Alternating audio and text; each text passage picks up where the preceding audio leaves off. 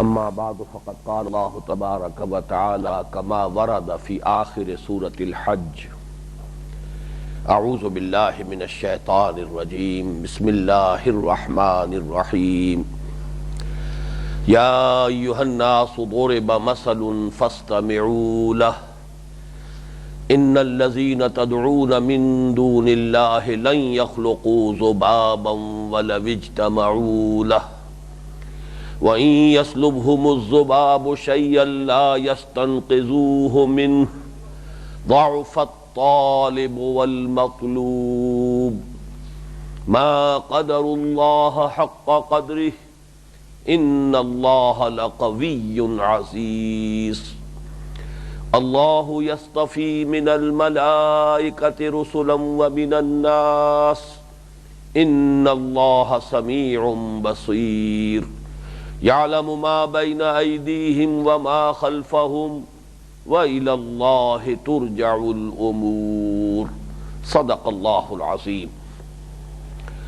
رب اشرح لي صدري ويسر لي أمري واحلل عقدة من لساني يفقهوا قولي اللهم ربنا ألهمنا رشدنا واعذنا من شرور أنفسنا اللهم ارنا الحق حقا وارزقنا اتباعه وارنا الباطل باطلا وارزقنا اجتنابه آمین یا رب العالمین۔ گزشتہ ہفتے کی 4 نشستوں میں یہ جو سورہ حج کے آخری رکوع پر مشتمل ہمارے اس منتخب نصاب کا درس نمبر 15 ہے، جس سے کہ اس کے چوتھے حصے کا آغاز ہو رہا ہے۔ اس کے ضمن میں تمہیدی امور بھی بیان ہو گئے تھے، اور جیسے کہ عرض کیا جا چکا ہے یہ رکوع جو کل 6 آیات پر مشتمل ہے، قرآن حکیم کی دعوت کے موضوع پر نہایت جامع ہے۔ اس کے پہلی 4 آیات میں خطاب یا ایھا الناس سے ہے، اور ان 4 آیات میں قرآن حکیم کی دعوت عام یا دعوت ایمان کا خلاصہ آ گیا ہے۔ بقیہ 2 آیات میں یا ایھا الذین آمنوا سے خطاب ہے، اور اس میں قرآن حکیم کی دعوت عمل یا دعوت خصوصی جس کے مخاطب ہیں اہل ایمان کا دعویٰ کرنے والے، ان کا خلاصہ ہے۔ تو پہلی 4 آیات میں جو دعوت عام یا دعوت ایمان بیان ہوئی ہے اس کا خلاصہ بھی آ چکا ہے۔ اب گمان یہ تھا کہ ہم آگے بڑھیں گے اور جو دعوت عمل ہے یا جو دعوت خصوصی ہے اس پر گفتگو کا آغاز ہو جائے گا، لیکن گزشتہ اتوار کو میری طبیعت حاضر نہیں تھی، لہذا بعض اہم نکات رہ گئے ہیں، تو ابھی ہمیں کچھ وقت صرف کرنا ہوگا اسی پہلے حصے سے متعلق چند امور کی مزید وضاحت پر۔ جیسے کہ عرض کیا جا چکا ہے، قرآن حکیم کی دعوت عام جس کے مخاطب پوری نوع انسانی ہے، اس لیے کہ حضور کی بعثت ہوئی ہے تمام انسانوں کے لیے، وَمَا أَرْسَلْنَاكَ إِلَّا كَافَّةً لِلنَّاسِ بَشِيرًا وَنَذِيرًا، اسی لیے یہاں خطاب یا ایھا الناس سے ہے، اور یہ دعوت ایمان ہے۔ مانو اللہ کو، مانو اس کی صفات کمال کو، مانو اس کی توحید کو، مانو وحی کو، ملائکہ کو، کتابوں کو، انبیاء کو، رسولوں کو، محمد الرسول اللہ صلی اللہ علیہ وسلم کی ختم نبوت کو، قرآن میں ہدایت کے کامل ہو جانے کو اور اس کے محفوظ ہونے کو، پھر مانو قیامت کو، بعث بعد الموت کو، حشر و نشر کو، حساب کتاب کو، جزا و سزا کو، جنت کو، دوزخ کو۔ یہ جو دعوت ہے ماننے کی دعوت ہے، یعنی ایمان کی دعوت ہے۔ اس کو ہم گروپ کرتے ہیں عام طور پر ایمانیات ثلاثہ، پہلے توحید یا ایمان باللہ، دوسرے ایمان بالرسالت، تیسرے معاد یا ایمان بالآخرہ۔ تو ہم دیکھ چکے ہیں کہ ان 4 آیات میں اکثر حصہ توحید کے بیان پر، شرک کی مذمت اور توحید کے اثبات اور توحید کے التزام کی تاکید پر مشتمل ہے۔ صرف ایک آیت، وہ بھی نصف، وہ فلسفہ رسالت پر مشتمل ہے، لیکن یہ کہ نہایت اہم موضوع ہے، اور یہاں پر رسالت سے متعلق ایک ایسا اہم مسئلہ سامنے آیا ہے کہ جو میرے علم کی حد تک قرآن حکیم میں کسی دوسرے مقام پر نہیں ہے۔ اسی طریقے سے ایمان بالآخرہ اگرچہ نہایت اہم ہے، اس لیے کہ انسان کے عمل کی درستی کے لیے آخرت کا یقین یہ سب سے زیادہ مؤثر ہے، لیکن ان 4 آیات میں سے آخری آیت کا بھی 1/3 حصہ ہے جو ایمان بالآخرہ پر مشتمل ہے۔ تو پچھلی نشست میں آخری بات یہی بیان ہوئی تھی کہ اس کا سبب کیا ہے، جیسے کہ عرض کیا جا چکا ہے، قرآن حکیم کی صورتوں میں ابتدائی آیات اور اختتامی آیات، جن کو ہم کہتے ہیں فواتح سور اور خواتیم سور، ان کے مابین بڑا گہرا ربط ہوتا ہے۔ تو چونکہ سورہ حج کے پہلے رکوع میں بڑی تفصیل کے ساتھ ایمان بالآخرہ کی بحث آ چکی ہے، چنانچہ وہ رکوع کل 10 آیات پر مشتمل ہے، جن میں سے 5 آیات جو ہیں وہ آخرت سے متعلق ہیں۔ یا ایھا الناس اتقوا ربکم ان زلزلۃ الساعۃ شیء عظیم یوم ترونها تذہل کل مرضعۃ عما ارضعت وتضع کل ذات حمل حملها وترى الناس سکارى وما هم بسکارى ولکن عذاب اللہ شدید۔ یہ 2 آیات جو ہے وہ جس کو ہم عام طور پر قیامت کہہ دیتے ہیں، اصل میں جس کو الساعہ کہتا ہے قرآن، یعنی وہ جو زلزلہ آئے گا اور اس کائنات میں ایک عمومی ہلچل ہوگی اور سیارے ایک دوسرے سے ٹکرائیں گے اور پہاڑ روئی کے گالوں کی طرح ہو کر اڑیں گے اور یہ زمین کھینچ کر چٹیل میدان بنا دی جائے گی، یہ ساری کیفیات جو ہے ان کا تعلق جو ہے در حقیقت ساعہ قیامت، ہم اردو میں قیامت کہتے ہیں، قرآن مجید میں قیامت کا دن وہ ہے جو بعث بعد الموت کے بعد آئے گا، یوم القیامہ، جبکہ پوری نوع انسانی دوبارہ زندہ ہو کر اللہ کے حضور میں کھڑی ہوگی۔ یوم یقوم الناس لرب العالمین، جس دن کے کھڑے ہوں گے تمام لوگ اب پروردگار کے سامنے، وہ ہے اصل میں یوم القیامہ۔ یہ یوم الساعہ ہے کہ جس میں یہ ہلچل آئے گی اور ایک تباہی آئے گی اور ایک عمومی موت واقع ہو جائے گی، اور اس کے درمیان میں پھر بعث بعد الموت ہے۔ تو پہلی 2 آیات سورہ حج کی قیامت کا وہ تصور جو ساعہ، ان زلزلۃ الساعۃ شیء عظیم، اس پر مشتمل ہے۔ میں تفصیل میں نہیں جا رہا ہوں، صرف حوالہ دے رہا ہوں۔ اور درمیان میں پھر 3 آیات آئی ہیں، جن میں سے ایک تو شاید قرآن مجید کی طویل ترین آیات میں سے ہو، اگر طویل ترین نہیں، اس لیے کہ طویل ترین جو ہے وہ تو سورہ بقرہ کی آیت الدین ہے، لیکن یہ کہ شاید دوسرے نمبر پر طوالت میں جو چند آیات آئیں گی ان میں سے یہ بھی ہے کہ یا وَإِن كُنتُمْ فِي رَيْبٍ مِّنَ الْبَعْثِ فَإِنَّا خَلَقْنَاكُم مِّن تُرَابٍ ثُمَّ مِن نُطْفَةٍ ثُمَّ مِنْ عَلَقَةٍ ثُمَّ مِن مُضْغَةٍ مُخَلَّقَةٍ وَغَيْرِ مُخَلَّقَةٍ،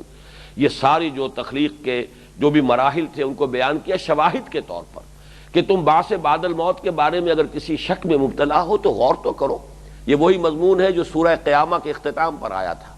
کہ تمہیں کن چیزوں سے اللہ نے پیدا کیا ہے، کن کن مراحل سے گزارا ہے، کیا اس کی خلاقی ختم ہو گئی،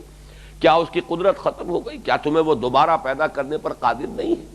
مزید برآں اسی آیت میں فرمایا وَتَرَى الْأَرْضَ حَامِدَةً فَإِذَا أَنزَلْنَا عَلَيْهَا الْمَاءَ اهْتَزَّتْ وَرَبَتْ وَأَنبَتَتْ مِن كُلِّ زَوْجٍ بَهِيجٍ، تم اپنی نگاہوں کے سامنے دیکھتے ہو کہ زمین مردہ پڑی ہوتی ہے، اس میں بے آب و گیا ہوتی ہے، کوئی آثار زندگی کے نہیں ہوتے، پھر جب ہم اس پر پانی برسا دیتے ہیں تو تم دیکھتے ہو کہ حرکت ہے، سرسراہٹ ہے، مگر اب زندگی ہی زندگی ہے معجزاً ساقی۔ یہ جگر کا بڑا پیارا شعر ہے، جب انہوں نے شراب نوشی سے توبہ کر لی تھی تو جو انہوں نے اس توبہ کے بعد جو ساقی نامہ لکھا ہے وہ بڑا ایک پاکیزہ ساقی نامہ ہے، اس میں رگوں میں بھی کبھی صہبا ہی صہبا رقص کرتی تھی، مگر اب زندگی ہی زندگی ہے معجزاً ساقی۔ جب ہم پیتے پلاتے تھے تو ہماری رگوں میں بھی خون کی بجائے شراب گردش کرتی تھی، لیکن اب زندگی گردش کر رہی۔ تو بالکل وہ شعر مجھے اس لیے یاد آ گیا کہ زمین بے آب و گیا پڑی ہوتی ہے، زندگی کے کوئی آثار نہیں ہوتے، بارش ہوتی ہے اور ہر طرف حرکت اور برکت اور ایک نمود اور ایک زندگی اور حیات کے مظاہر جو ہیں شروع ہو جاتے ہیں۔ تو جب تمہارے اپنے سامنے یہ فینومینن ہے اور تم ہر سال بلکہ سال میں کئی مرتبہ اس کا مشاہدہ کرتے ہو تو بعث بعد الموت کا شک کیوں کر رہے ہو؟ ذالک بان اللہ هو الحق وانہ یحیی الموتى وانہ علی کل شیء قدیر وان الساعۃ آتیۃ لا ریب فیہا وان اللہ یبعث من فی القبور۔ یہ میں نے آپ کو 5 آیتیں سنا دی ہیں اس سورہ مبارکہ کے پہلے رکوع سے، صرف حوالہ دینا تھا کہ ایمان بالآخرہ پر چونکہ اس قدر تفصیل جو ہے سورہ حج کے پہلے رکوع میں آ گئی ہے، لہذا یہاں اختصار سے کام لیا گیا۔ اب جو اصل مضمون تھا جس پر کہ یہ آخری رکوع کی پہلی 4 آیات کا یوں سمجھیے کہ اکثر و بیشتر تقریباً 3 آیات جو ہیں وہ توحید کے بیان پر، اللہ تعالیٰ کے صفات کمال کے بیان پر اور شرک کی مذمت میں آئی ہے۔ اس کے ضمن میں جو فلسفہ میں بیان کر چکا ہوں کہ علامہ اقبال کا فلسفہ خودی، اگرچہ وہ تو ایک چیستہ بن گیا ہے اس لیے کہ شد پریشاں خواب من از کثرت تعبیر ہا، کسی نے اس کی تعبیر کسی انداز میں کی ہے، کسی نے اسے کسی انداز میں بیان کیا ہے، تو بڑا مشکل ہو گیا ہے کہ معین کیا جائے کہ علامہ کا فلسفہ خودی کیا تھا۔ لیکن یہ کہ ڈاکٹر رفیع الدین مرحوم و مغفور نے پھر علامہ اقبال کے اس فلسفے کو باقاعدہ ایک فلسفے کی شکل دی ہے،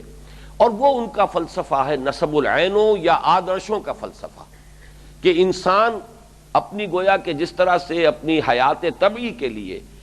کھانے پینے کا محتاج ہے، ہوا کا اور غذا کا محتاج ہے، اسی طرح اس کی ایک حیات معنوی ہے۔ اس حیات معنوی کی ضرورت ہے کہ اس کا کوئی نہ کوئی نسب العین ہو، کوئی آدرش ہو، کوئی آئیڈیل ہو، کوئی مقصود ہو جس کے لیے وہ محنت کرے، بھاگ دوڑ کرے۔ یہ انسان کی ایک ضرورت ہے، جیسے بھوک لگتی ہے اور انسان اس کے لیے بیتاب ہو کر ادھر ادھر تلاش کرتا ہے کوئی غذا جس سے کہ سحری کا سامان فراہم کر سکے، اسی طریقے سے انسان کی یہ لازمی ضرورت ہے کہ وہ کسی نہ کسی شے کو اپنا مقصود و مطلوب بناتا ہے۔ البتہ یہ کہ وہ مقصود و مطلوب اگر گھٹیا ہوگا تو انسان بھی گھٹیا رہے گا، اس کی شخصیت اور سیرت و کردار بھی پست رہے گی۔ اگر وہ مقصود اور نسب العین بلند ہوگا، اعلیٰ ہوگا، تو اس کی اپنی شخصیت جو ہے اس کو ترفع حاصل ہو گیا۔ اس فلسفے میں البتہ ایک نقطہ رہ گیا ہے کہ یہ جو فلسفہ ہے طالب و مطلوب والا، جس کے بارے میں کہ میں عرض کر چکا ہوں کہ یہ واقعتاً توحید کا اصل خلاصہ یہی ہے، توحید کا لب لباب یہی ہے، توحید کی روح یہی ہے، اور اس کو امام ابن تیمیہ رحمۃ اللہ علیہ کے حوالے سے میں بتانا بھول گیا تھا۔ ان کی دو اصطلاحات ہیں، اگرچہ ان کی وہ کتاب میں نے خود نہیں پڑھی ہے،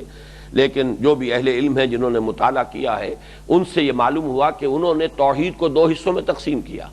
ایک توحید فی العقیدہ، اللہ کو ایک ماننا جاننا علمی اعتبار سے، نظری اور علمی اعتبار سے توحید۔ ایک ہے توحید فی الطلب، جس کو میں نے توحید عملی قرار دیا ہے، میری ایک کتاب موجود ہے اسی عنوان سے، لیکن اس کو انہوں نے توحید فی الطلب کہا ہے، یعنی مطلوب ایک ہو جائے انسان کا، اللہ کے سوا کوئی مطلوب نہ رہے۔ تو عرض کر چکا ہوں میں پچھلی اس بحث میں کہ لا معبود الا اللہ، لیکن یہ کہ اس سے آگے بڑھ کر اس کی جو اصل حقیقت ہے وہ کیا ہے؟ لا مطلوب الا اللہ، لا مقصود الا اللہ، لا محبوب الا اللہ۔ اس کے ضمن میں تھوڑی سی وضاحت کی مزید ضرورت ہے، اس لیے کہ اگر انسان غور کرے تو انسان کے مقاصد تو بے شمار ہیں،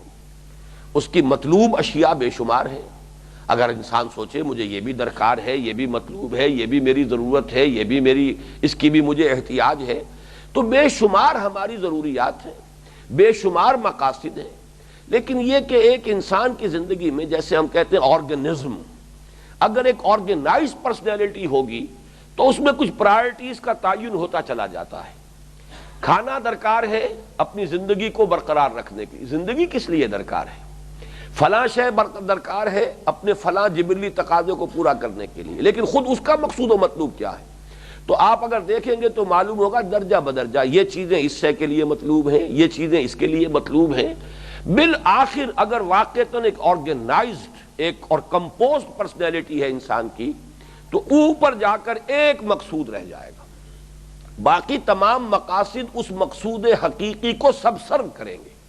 وہ سب اس کے تابع ہو جائیں گے، سب اس کے لیے گویا کہ اسباب فراہم کریں گے، اور اوپر جا کر وہ ایک مقصود و مطلوب ہو جائے گا۔ لیکن یہ ہر انسان کا معاملہ نہیں ہے، یہ اچھی طرح سمجھ لیجئے۔ بہت سے انسان ہیں موت تک کنفیوز رہتے ہیں، ان کی کیفیت یہ رہتی ہے کہ ایمان مجھے روکے ہے تو کھینچے ہے مجھے کفر، کعبہ میرے پیچھے ہے کلیسا میرے آگے، کبھی ادھر کبھی ادھر، لا الہ ہؤلاء ولا الہ ہؤلاء۔ وہ خود معین نہیں کر سکتے کہ ہمارا مطلوب کیا ہے، خود ان کا ذہن واضح نہیں ہے کہ ہماری ترجیحات کیا ہیں۔ یہ بھی چاہیے، کچھ دنیا بھی چاہیے، دولت بھی چاہیے، پھر آخرت بھی چاہیے، اللہ بھی چاہیے، یہ ساری چیزیں چاہیے۔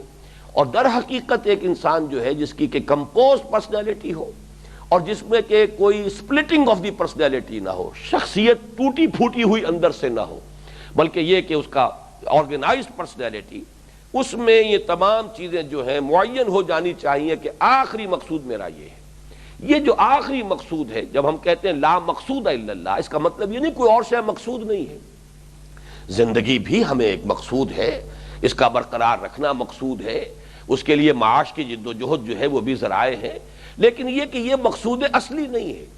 تو مراد یہ ہے کہ جب ہم کہتے ہیں لا محبوب الا اللہ، محبوب حقیقی اللہ کے سوا کوئی نہ رہے، باقی ساری محبتیں اللہ کی محبت کے تابع ہو جائیں۔ لا مطلوب الا اللہ، تمام مطالب اور مقاصد سے بلند تر مقصد یہ ہو جائے کہ اللہ کو راضی کرنا ہے، اللہ کی رضا، یہ ہے ہمارا اصل نصب العین۔ اس طریقے سے لا مقصود الا اللہ، لا مطلوب الا اللہ، لا محبوب الا اللہ، یہ ہے در حقیقت کہ جو کسی بھی انسان کے لیے، جسے میں کہتا ہوں کمپوزڈ پرسنالٹی، وہ خود اپنی شخصیت جو ہے اس کے اندر اس نے تعیین کر لی ہو ترجیحات کی، اسے معلوم ہو کہ میرے لیے پرائرٹی نمبر 1 یہ ہے، یہ تو مجھے ہر کاسٹ پر درکار ہے، باقی چیزیں جتنی ہو جائیں، جس درجے میں بھی حاصل ہو جائے، دنیا حاصل ہو جائے اگر کسی درجے میں تو کوئی برائی نہیں ہے۔ قل من حرم زینت اللہ التی اخرج لعبادہ والطیبات من الرزق، اے نبی ان سے کہیے کس نے حرام کی ہے وہ زینت کی چیزیں جو اللہ نے پیدا کی ہیں اپنے بندوں کے لیے، آرائش ہے، دنیا میں آسائش ہے، اللہ نے جو سامان پیدا کیا کوئی حرام تو نہیں، والطیبات من الرزق، کھانے پینے کی اچھی چیزیں کس نے حرام کی ہیں؟ لیکن یہ ہے کہ بندہ مومن کا معاملہ یہ ہوتا ہے کہ اصل شے ہے اللہ کی عبادت اور بندگی، اللہ کی رضا جوئی، اللہ کے احکام پر عمل پیرا ہوتے ہوئے جو کھانے کو مل جائے، اچھا مل جائے، شکر ادا کیجئے۔ لیکن یہ ہے کہ آپ اللہ کے حکم کی قربانی دے کر حلال اور حرام کی حدود کی تمیز کو اٹھا کر حاصل کرنا چاہیں گے، اب معلوم ہوا کہ آپ کا قبلہ بدل گیا، اب آپ کا مقصود و مطلوب ہی یہ آسائش ہے، آپ کا مقصود و مطلوب ہی دنیا کی چیزیں ہیں۔ تو یہ ہے اصل میں کہ جس کو سمجھ لینا چاہیے کہ یہ آدرش اور نصب العین جو ہے یہ در حقیقت معین ہو جائے کہ اللہ کے سوا کوئی مقصود حقیقی، مطلوب حقیقی، محبوب حقیقی نہ رہے، باقی ساری چیزیں اس کے تابع ہو جائیں۔ اس کے لیے قرآن مجید میں جو اصطلاح آتی ہے وہ نوٹ کر لیجئے، یریدون وجہہ، وہ ارادہ رکھتے ہو صرف اس کے چہرے کا، اب وجہ کہتے ہیں چہرے کو، یریدون وجہہ، اور اس سے مراد کیا ہے؟ اللہ کی رضا جوئی، اللہ راضی ہو جائے۔ اللہ جس سے انسان راضی ہوتا ہے ادھر متوجہ ہوتا ہے، اور جس سے ناراض ہو چہرہ پھیر لیتا ہے۔ تو در حقیقت یہ جو باہمی مواجہہ ہے یہ بندے اور رب کے مابین صحیح تعلق کے لیے علامت ہے۔ مواجہہ باب مفاعلہ ہے، یعنی روح در روح ہونا، آمنے سامنے آنا، یہ گویا کہ بندے اور رب کے مابین مواجہہ ہو جائے، ہماری توجہ اللہ کی طرف ہو جائے اور اللہ کی توجہ ہماری طرف ہو جائے۔ یہ مواجہہ باہمی ہوا باب مفاعلہ سے کہ چہرہ رخ اللہ کا ہماری طرف، یعنی اللہ کی رحمت، شفقت، عنایت یہ ہماری طرف ہو، ہمارے شامل حال ہو، ہم اللہ کی طرف رخ کیے ہوئے ہوں، اللہ کی بندگی، اللہ کی عبادت، اللہ کی رضا جوئی ہی کو اپنا مقصود اور مطلوب حقیقی بنا لیں۔ چنانچہ اسی کے لیے لفظ آتا ہے انی وجہت وجہی للذی فطر السماوات والارض حنیفا وما انا من المشرکین، وہی یہ جو باب تفعیل سے آیا ہے، توجیہ، اپنا چہرہ ادھر کر لینا، انی وجہت وجہی للذی فطر السماوات والارض حنیفا وما انا من المشرکین۔ تو اللہ کی رضا جوئی کے لیے یریدون وجہہ،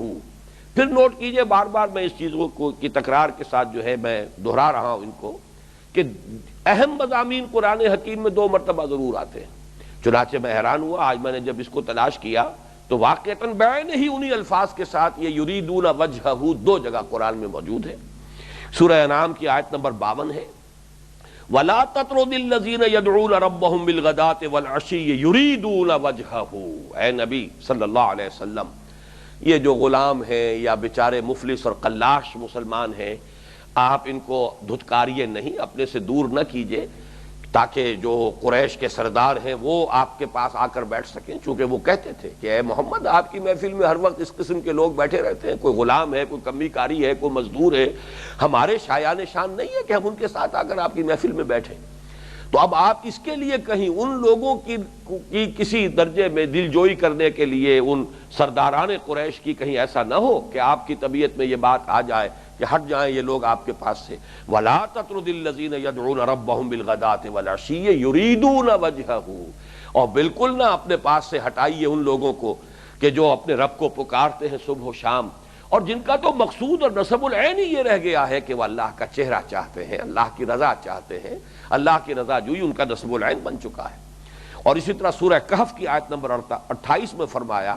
وَاصْبِرْ نَفْسَكَ مَعَ الَّذِينَ يَدْعُونَ رَبَّهُمْ بِالْغَدَاةِ وَالْعَشِيِّ يُرِيدُونَ وَجْهَهُ، دیکھیے ایک ہی بات ہے، کہنے کا اسلوب مختلف ہے۔ تھامے رکھیے اپنے آپ کو ان لوگوں کی صحبت اور معیت میں کہ جو اپنے رب کو پکارتے ہیں صبح و شام اور اسی کی رضا کے جویا ہیں اور اسی کے چہرے انور کے وہ طالب ہیں اور پرستار ہیں، ان کی صحبت پر صبر کیجئے، جمے رہیے، ڈٹے رہیے، اور یہی انداز کہا ان کو اپنے پاس سے مت ہٹائیے، دھتکار نہ دیجئے۔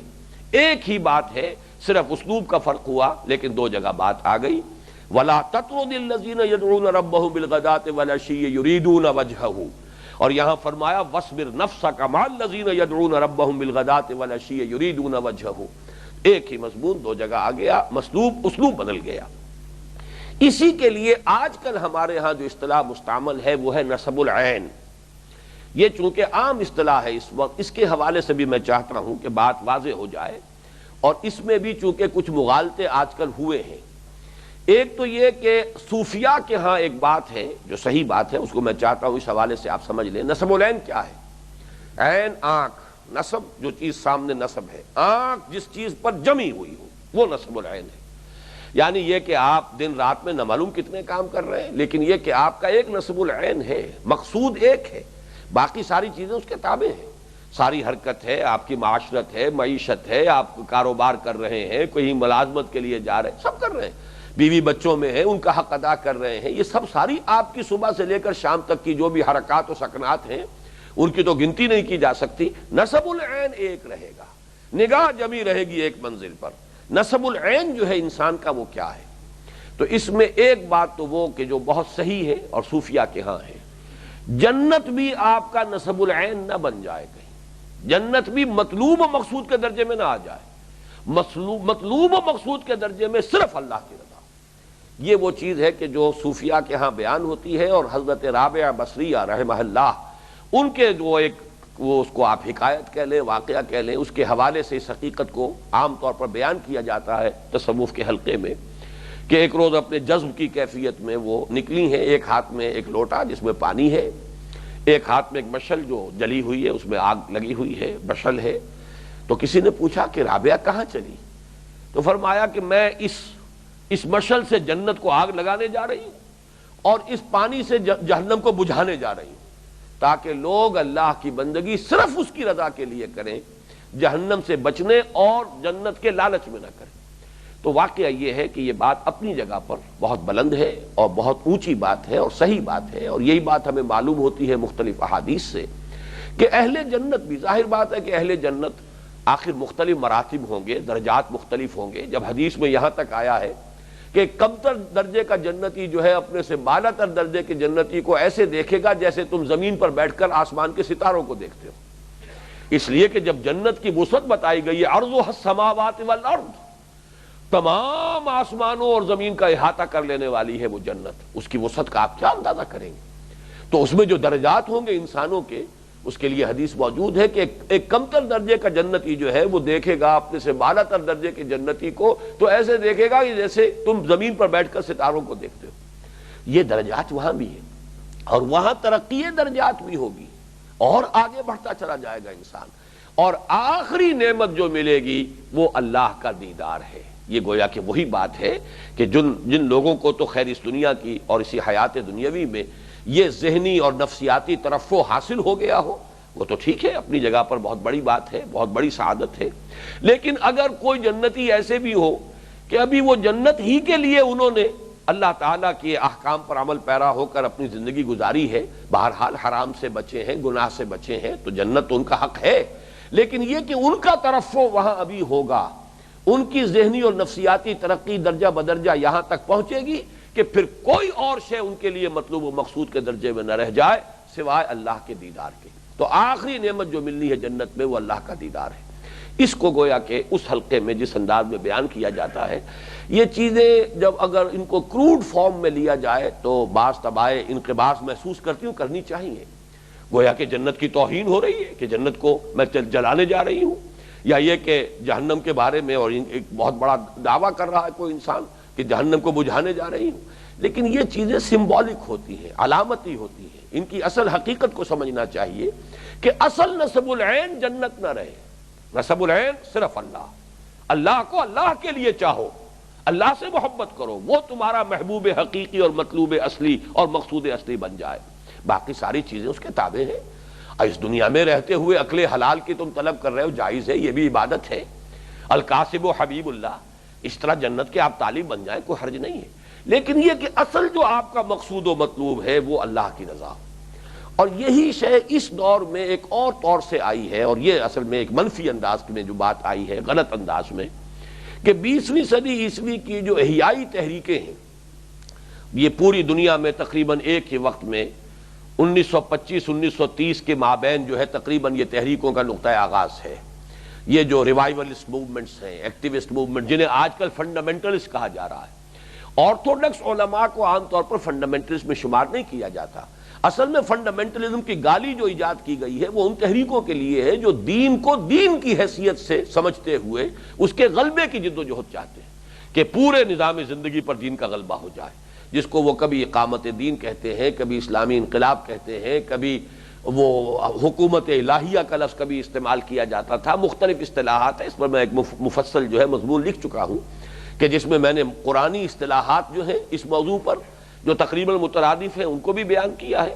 اور یہ کہ زمانے میں مختلف اوقات میں لوگوں تک بات کو پہنچانے کے لیے جو عام فہم اصطلاحات استعمال کی ان کو بھی بیان کیا ہے. تکبیر رب ہے، اقامت دین ہے، اظہار و دین الحق علی الدین کلہ ہے، غلبہ دین حق ہے، لیکون الدین کلہ للہ ہے، حدیث میں آتا ہے دین کل کا کل اللہ کے لیے ہو جائے. قاتلوہم حتی لا تکون فتنۃ ویکون الدین کلہ للہ، حدیث میں آتا ہے لتکون کلمۃ اللہ العلیٰ، کہ اللہ کا کلمہ سب سے اونچا ہو جائے. اسی کے لیے نظام مصطفیٰ کا نفاذ کی اصطلاح آئی تھی کبھی، اسی کے لیے حکومت الہیہ، نظام اسلامی کا قیام. یہ مختلف اصطلاحات جو ہیں ان کو ایک مقصود کی حیثیت دے کر جو تحریکیں برسر عمل ہوئی ہیں ان سے ایک بڑی غلطی ہوئی ہے، خطا ہوئی ہے، ٹھوکر کھائی ہے انہوں نے کہ انہوں نے اس اقامت دین کو نصب العین کے درجے میں رکھ دیا.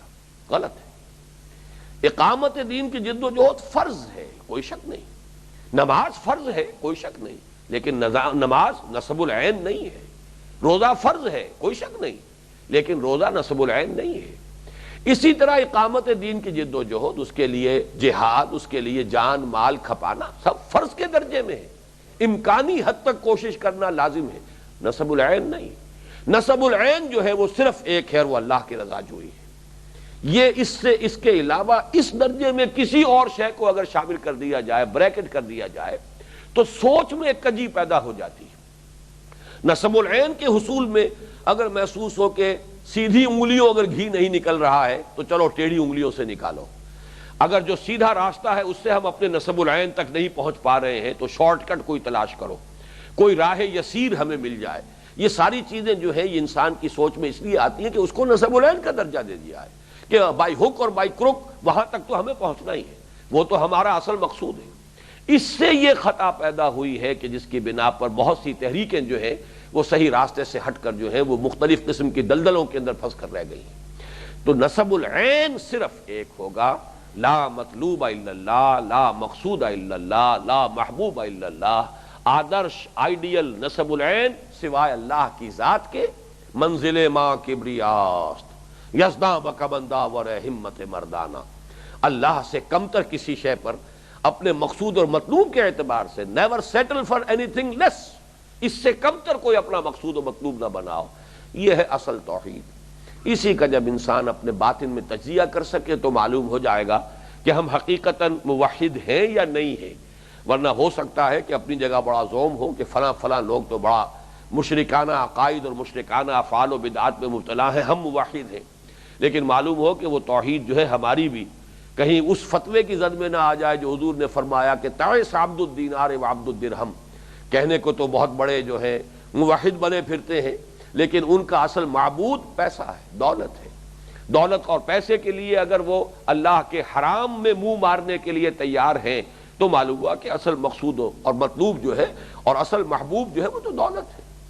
معلوم ہوا کہ وہ توحید جو ہے وہ یہاں موجود نہیں. یہی تو شرک ہے. اگر ہندو نے لکشمی دیوی کو پوج لیا دولت کے لیے، ہم نے کہا ہٹاؤ اس کو بیچ میں سے، لکشمی دیوی کو براہ راست کیوں نہ دولت کو پوج لے. بس فرق اتنا ہی رہ گیا، ایک مسلمان جو دولت کا پجاری ہے اور ایک ہندو جو دولت کا پجاری ہے، فرق صرف اتنا ہے کہ ہندو نے اس کی علامت کے طور پر ایک دیوی کی مورتی بھی درمیان میں رکھ لی ہے اور ہم نے دیوی کو ہٹا دیا ہے، مورتی ہٹا دی ہے. براہ راست ہم دولت کو سجدہ کر رہے ہیں، دولت کے سامنے سجدہ ریز. تو اللہ تعالیٰ اس اعتبار سے ہمیں موحد بننے کی توفیق عطا فرمائے کہ لا مقصود الا اللہ، لا مطلوب الا اللہ، لا محبوب الا اللہ، اس معیار پر پورے ہو سکیں. باقی تمام چیزیں تابع ہو جائیں، مقصود اصلی محبوب حقیقی اللہ کے سوا کوئی نہ رہے. اب جو تیسرا مضمون ہے کہ جو بہت اہم تھا اور جو رہ گیا، وہ رسالت کی دو کڑیوں سے متعلق، رسالت کی جو دو کڑیاں بیان ہوئی ہیں سورہ حج کے اس آخری رکوع کی ایک آیت میں، اور بلکہ اس کا بھی نصف حصہ ہے، اللہ یصطفی من الملائکۃ رسلا ومن الناس، اس کے بارے میں اگرچہ تفصیلی گفتگو ہو چکی ہے، لیکن اس وقت جو پہلو رہ گئے ہیں، اب جو حضرات پچھلی نشست میں نہیں تھے میں ان سے معذرت خواہ ہوں کہ میں اب ان تمام چیزوں کو دہرا نہیں سکتا، میں اس وقت وہ گیپس فل کر رہا ہوں جو پچھلی نشست میں ان مضامین کے اندر رہ گئے تھے۔ اس میں پہلی بات یہ ہے کہ جب یہ تصور سامنے آتا ہے کہ سلسلہ نبوت اور رسالت کی دو کڑیاں ہیں، دو لنکس ہیں، پہلا رسول ملک جو اللہ سے لیتا ہے، چونکہ نوری مخلوق ہے فرشتہ، اور نوری مخلوق ہونے کے باعث اللہ کے ساتھ ایک قرب رکھتا ہے، اللہ سے تلقی کرتا ہے وحی کی فرشتہ، اور پھر وہ لاتا ہے رسول بشر کے پاس، اور مخلوق ہونے کے ناطے ان کے اندر مناسبت ہے، فرشتہ بھی مخلوق ہے اور انسان بھی مخلوق ہے۔ اب وہ رسول بشر جو ہے وہ پہنچاتا ہے اپنے ابنائے نوع کو، انسانوں کو، اپنے دوستوں کو، ساتھیوں کو، اپنے اہل وطن کو، اہل قوم کو، تو گویا کہ اللہ سے لوگوں تک پیغام کے پہنچانے میں درمیان میں دو لنکس ہوئے، ایک فرشتہ رسول ملک اور دوسرا انسان رسول بشر۔ اب اس اگر حقیقت جو ہے وحی کی یہ سامنے رہے تو ایک تو اس سے جو نقطہ حل ہوتا ہے وہ یہ ہے کہ ایمان بالملائکہ کی اہمیت در حقیقت اسی کے حوالے سے سامنے آتی ہے، ورنہ ملائکہ غیر مرئی مخلوق ہیں، ہمارا ان سے براہ راست واسطہ نہیں ہے، عالم غیب سے ان کا تعلق ہے۔ اس شد و بد کے ساتھ ایمان بالملائکہ کو ایمانیات میں کیوں شامل کیا گیا؟ جہاں بھی آپ دیکھیں گے وَلَٰكِنَّ الْبِرَّ، ہمارا دوسرا سبق تھا آیا بر، وَلَٰكِنَّ الْبِرَّ مَنْ آمَنَ بِاللَّهِ وَالْيَوْمِ الْآخِرِ وَالْمَلَائِكَةِ وَالْكِتَابِ وَالنَّبِيِّينَ،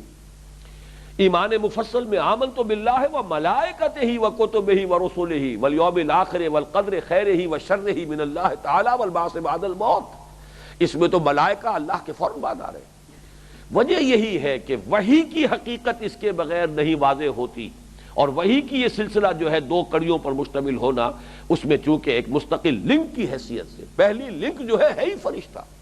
لہذا ایمان بالرسالت کے ضمن میں اور وحی کے ضمن میں نوٹ کر لیجئے کہ یہ جبریل امی جو لے کر آتے رہے ہیں وحی، جنہوں نے قرآن نازل کیا، فَإِنَّهُ نَزَّلَهُ عَلَىٰ قَلْبِكَ، اے محمد اس جبرائیل نے یہ قرآن نازل کیا ہے آپ کے قلب مبارک پر صلی اللہ علیہ وسلم، تو یہ ایمانیات میں اس کی اہمیت اسی طریقے سے واضح ہوتی ہے کہ اس کے بغیر وحی کی حقیقت سمجھ میں نہیں آتی۔ اور اسی کے حوالے سے میں اب آپ کو بتانا چاہتا ہوں کہ ہمارے جو فلسفی خالص عقلیت کی بنیاد پر چلے ہیں، انہوں نے وحی کی حقیقت کے ضمن میں ٹھوکر کھائی ہے،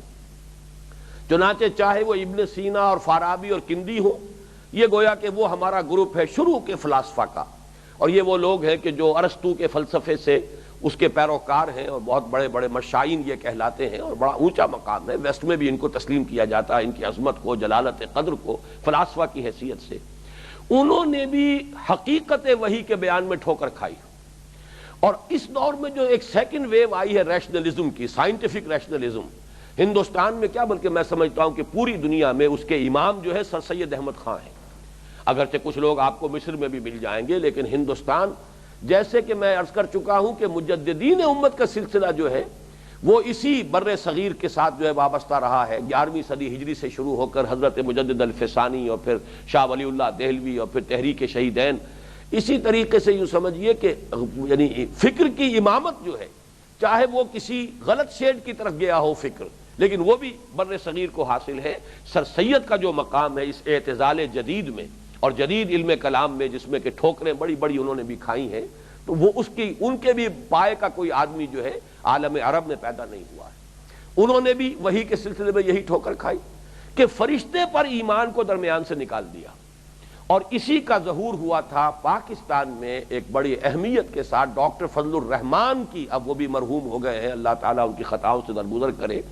اس لیے کہ ابھی جو بوسنیا سے آئے تھے کچھ حضرات یہاں، اور جماعت اسلامی کے مرکز میں بھی ایک ریسیپشن ہوا ان کے اعزاز میں، اور میں بھی وہاں تھا،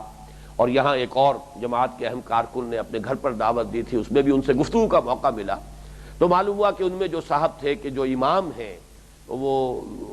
غالباً کسی اہم مقام کی مسجد جو ہے جامع مسجد، اس کے وہ امام ہیں، وہ شاگرد رہے ہیں، انہوں نے پی ایچ ڈی کی ہے ڈاکٹر فضل الرحمان کی زیر نگرانی شکاگو میں. تو ڈاکٹر فضل الرحمان کی جو کتاب آئی تھی پاکستان میں چھپی تھی اسلام، اس پر ایک ہنگامہ ہوا تھا. یہ 1968 کی بات کر رہا ہوں، بہت سے حضرات کو تو یاد ہوگا. صدر ایوب صاحب کا دور حکومت تھا. تو کتاب اسلام میں یہی غلطی تھی اور یہی در حقیقت گمراہی تھی حقیقت وحی کے بارے میں، کہ نفی کی گئی فرشتے کی. اور اس کے لیے اب میں آپ کو سنا رہا ہوں سر سید احمد خان مرحوم کا شعر. ز جبریل امی قرآن با پیغام نمی خواہم، ہما گفتار معشوق است قرآن کے مندارم. مجھے جبریل امی کے ذریعے سے لایا ہوا قرآن مجھے نہیں چاہیے. میرے پاس جو قرآن ہے وہ تو میرے معشوق کا کلام ہے. اب یہ معشوق کا کلام، ہما گفتار معشوق است، یہ ذو معنیین ہے. یہ بھی کہا جا سکتا ہے معشوق سے مراد اللہ ہے، اللہ کا کلام ہے. بس میں اللہ کے کلام کی حیثیت سے مان رہا ہوں، جبریل امین کا لایا ہوا پیغام مجھے نہیں چاہیے. اور یہ بھی کہا جا سکتا ہے کہ محمد صلی اللہ علیہ وسلم وہ ہے محبوب اور معشوق، یہ ان کا کلام ہے. میں تو محمد کے کلام پر ایمان لایا ہوں، میں جبریل کے لائے ہوئے قرآن کو نہیں مانتا ہوں. کس قدر گستاخانہ یہ شعر ہے، اور کس قدر گستاخی تو چھوڑیے، شاعری میں گستاخی ہو جاتی ہے، لیکن یہ کہ واقعہ یہ ہے کہ یہ اپنے فلسفے کے اعتبار سے ایمان بالملائکہ کی نفی ہے. اور یہی در حقیقت سائنٹیفکس جو نیشنلزم آیا تھا، جبکہ ابھی یہ نیوٹونین ایرا تھا فزکس کا، اور فزکس کو گویا کہ وحی آسمانی سے بھی اونچا مقام حاصل تھا، اور وحی کی بھی تعبیریں اس فزکس کے جو بھی اس وقت کی کیٹیگریز بنیادی تھی اور جو بنیادی اس کے تصورات تھے اس کے تابع کر کے اس کی توجیہ کرنے کی کوشش کی گئی. یہی وجہ کہ جنات کا انکار ہوا، ملائکہ کا انکار ہوا، بس اللہ کو مان لیا. اور وحی کی حقیقت یہ بیان کی گئی. یہی ہے ابن سینا کا نظریہ. چنانچہ ڈاکٹر فضل الرحمان کا جو تھیسس تھا ڈاکٹریٹ کا، وہ اسی موضوع پر تھا کہ پروفیسی ان اسلام، کہ جو اسلام میں تصور ہے نبوت کا اور رسالت کا اور وحی کا، اور انہوں نے ڈانڈے ملائے اور صحیح ملائے ابن سینا کے فلسفے کے ساتھ. لیکن یہ کہ اس دور میں سر سید احمد خان کا فلسفہ یہی ہے. انہوں نے بھی فرشتوں کا انکار کیا ہے، انہوں نے بھی کہا ہے، اور ان لوگوں کا تصور یہ ہے کہ در حقیقت وحی جو ہوتی ہے یہ ایک فوارے کے مانند ابھرتی ہے، جیسے زمین میں سے کوئی چشمہ ابل رہا ہو، ایسے ہی بس نبی کے قلب سے یہ فوارہ پھوٹتا ہے. گویا کہ اوریجن جو ہے اس کا اصل مبدا جو ہے وہ قلب نبی ہے. اور ہمارے سابق فلاسفہ نے ڈانڈے ملائے ہیں وہ عقول عشرہ جو ہیں، جو 9 افلاک اور عقول عشرہ، 10 عقلیں ہیں اور 9 افلاک ہیں. تو آخری جو عقل ہے اس کے ساتھ عقل نبی جو ہے اس کا اتصال ہو جاتا ہے، بس وہاں سے اس کو ملتا ہے. وہاں بھی فرشتے کا انکار، یہاں بھی فرشتے کا انکار. اور یہاں تو جس شوق انداز میں انکار ہوا وہ شعر سے ظاہر ہے. جبریل امی قرآن با پیغام نمی خواہم، ہما گفتار معشوق است قرآن کے مندارم. اب میں اس کے حوالے سے ایک اور بات عرض کر دوں کہ جیسے کہ اب ہمارے سامنے تصور آیا حدیث کے بارے میں. حدیث جس کو ہم عام طور پہ حدیث کہتے ہیں وہ حدیث رسول ہے. حدیث رسول میں راویوں کا سلسلہ ہوتا ہے. پہلے صحابی ہیں جنہوں نے رسول سے سنا، پھر تابعی ہیں جنہوں نے صحابی سے سنا، پھر اس طرح سلسلہ چل رہا ہے. اور آپ کو معلوم ہے کہ حدیث پر، اس کی سند پر گفتگو کرتے ہوئے ایک اہم موضوع یہ بھی ہوتا ہے کہ ایک تابعی کسی صحابی سے اگر کوئی حدیث روایت کر رہے ہیں تو ان کی ملاقات بھی ثابت ہے کہ نہیں. چنانچہ سارا سلسلہ تصوف جو ہے وہ حضرت حسن بصری سے، چاروں سلاسل جو ہیں ان میں سے 3 سلاسل وہ ہیں جن کے بارے میں یہ کہا جاتا ہے کہ وہ حضرت حسن بصری نے لیا ہے سلسلہ پورا حضرت علی سے. حضرت علی کی شہادت کے وقت محدثین کی تحقیق یہ ہے کہ حضرت حسن بصری کی عمر صرف 9 برس تھی. تو کیا 9 برس کی عمر میں حضرت علی سے یہ سارا علم اور یہ سارا جو دولت ہے معرفت کی وہ حضرت حسن بصری نے حاصل کر لی؟ نمبر 1. نمبر 2 یہ کہ ان کی ملاقات ہی ثابت نہیں. تو گویا کہ کسی روایت میں 2 راویوں کے مابین ان کی ملاقات کا ثابت ہونا بہت اہم ہے. میں کہتا ہوں میں نے فلاں شخص سے یہ بات سنی، اگر ثابت یہ ہو جائے کہ ان صاحب کا تو انتقال ہی ہو چکا تھا میری ولادت سے قبل، تو معلوم ہے جھوٹ کہہ رہا ہوں. یہ تو خاص تو کنکوکشن ہے، تو بنائی ہوئی بات ہے. اس اعتبار سے ملاقات کا ثبوت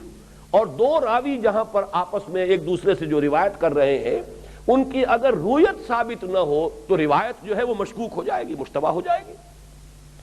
یہ اصول ذہن میں رکھیے، تب آپ کے سمجھ میں یہ بات آئے گی کہ کیوں قرآن مجید میں 2 مقامات پر حضرت جبرائیل کو ان کی اصل ملکی شکل میں نبی اکرم صلی اللہ علیہ وسلم کا بچشم سر دیکھنا اس کا اس اہتمام کے ساتھ ذکر ہوا ہے، ورنہ واقعہ یہ ہے کہ اس قدر اہتمام کی ضرورت محسوس نہیں ہوتی۔ چنانچہ سورہ تکویر میں فرمایا گیا فلا اقسم بالخنس الجوار الکنس واللیل اذا عسعس والصبح اذا تنفس انه لقول رسول کریم ذی قوت عند ذی العرش مکین مطاع ثم امین وما صاحبکم بمجنون وَلَقَدْ رَآهُ بِالْأُفُقِ الْمُبِينِ وَمَا هُوَ عَلَى الْغَيْبِ بِضَنِينٍ وَمَا هُوَ بِقَوْلِ شَيْطَانٍ رَجِيمٍ فَأَيْنَ تَذْهَبُونَ۔ یہاں پر کہا گیا یہ قرآن جبرائیل کا لایا ہوا ہے، اور جبرائیل کی شان کیا ہے؟ معتبر ہے وہ، جیسے ہم کہتے ہیں راوی معتبر ہے، راوی ثقہ ہے، تو جبرائیل جو راوی اول ہے اس قرآن کا، قرآن حدیث اللہ ہے، اللہ کی حدیث ہے، جسے ہم حدیث کہتے ہیں وہ حدیث رسول ہے، قرآن اللہ کی حدیث ہے۔ فَبِأَيِّ حَدِيثٍ بَعْدَهُ يُؤْمِنُونَ، یہ بھی تو حدیث ہی ہے، لیکن یہ حدیث اللہ کی حدیث ہے، اس کا راوی اول جبرائیل ہے۔ تو اس کی جو شان بیان کی گئی ہے وہ کیا ہے؟ ذی قوت عند ذی العرش مکین مطاع ثم امین، قوت والا ہے اور عرش والے کے ہاں اس کا بڑا پایہ ہے، اس کا اعزاز ہے اللہ کے ہاں، اور مطاع ہے، اس کی اطاعت کی جاتی ہے، تمام فرشتے جو ہیں خود اس کی اطاعت کرتے ہیں۔ ثم امین، اور پھر وہ امانت دار ہے جو وحی کی امانت لے کر آیا ہے اللہ سے محمد کو پہنچانے کے لیے صلی اللہ علیہ وسلم، اس نے اس میں کوئی خیانت نہیں کی۔ ذرا اندازہ کیجیے راوی اول کا ثقہ ہونا کس اہتمام کے ساتھ، شد و مد کے ساتھ قابل اعتماد ہونا بیان کیا جا رہا ہے۔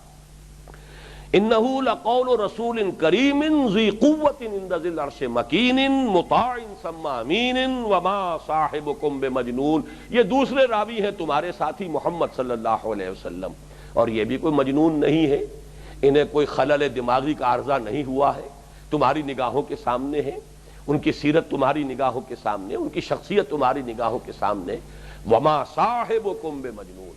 اب دیکھیے یہی بات جو ہے یہ سورۃ النجم میں آئی ہے، اور یہاں پھر نوٹ کر لیجئے ایک مثال ہمارے سامنے آ رہی ہے کہ اہم مضامین قرآن مجید میں کم سے کم 2 مقامات پر ضرور آئیں گے، اور ایک اضافی بات جو ہے بہت سے مقامات پر کہ ترتیب عکسی ہو جائے گی۔ ایک تو مشابہت ہے، سورہ تکویر میں بھی گواہی ستاروں کی دی ہے، فلا اقسم بالخنس الجوار الکنس واللیل اذا عسعس والصبح اذا تنفس۔ اسی طرح سورۃ النجم میں والنجم اذا ہوا ما ضل صاحبکم وما غوا، یہاں حضور سے اب بات شروع کی جا رہی ہے، یعنی یہ راوی دوم ہے قرآن کے، راوی اول جبرائیل ہیں، وہاں جبرائیل کا ذکر پہلے تھا سورہ تکویر میں، راوی دوم حضور ہیں، ان کا ذکر بعد میں آیا، اور صاحبکم کا لفظ جو کتوں جو ہے دونوں مقامات پر موجود ہے تاکہ اشتباہ نہ ہو جائے۔ وما صاحبکم بمجنون، یہاں وہ بات آئی ہے جو سورہ تکویر میں تھی، اور یہاں شروع ہی کیا ہے والنجم اذا ہوا ما ضل صاحبکم وما غوا وما ينطق عن الهوى ان هو الا وحی یوحى علمہ شدید القوى۔ حضرت جبرائیل کے لیے انہیں یہ قرآن سکھایا ہے اس نے جو بڑی قوت والا ہے، علمہ شدید القوى، وہاں آیا تھا ذی قوت، یہاں آیا علمہ شدید القوى، ذو مرۃ فاستوى وهو بالافق الاعلی ثم دنا فتدلى فکان قاب قوسین او ادنی فاوحی الی عبدہ ما اوحی ما کذب الفؤاد ما رأى افتمارونہ علی ما یری ولقد رآہ نزلۃ اخری عند سدرۃ المنتہی۔ حضور نے حضرت جبرائیل کو دوسری مرتبہ دیکھا، ایک مرتبہ افق مبین پر دیکھا ہے جس کی تفصیل حدیث میں موجود ہے، حضرت جابر کی روایت ہے بڑی مفصل، اب اس کا وقت نہیں ہے، میں تو صرف حوالہ دے رہا ہوں اس وقت کہ ایمان بالرسالت کے ضمن میں یہ 2 کڑیاں، ان دونوں کڑیوں کا حدیث کی اصطلاح میں متصل ہونا، راوی اول اور راوی دوم کی ملاقات ثابت ہونا،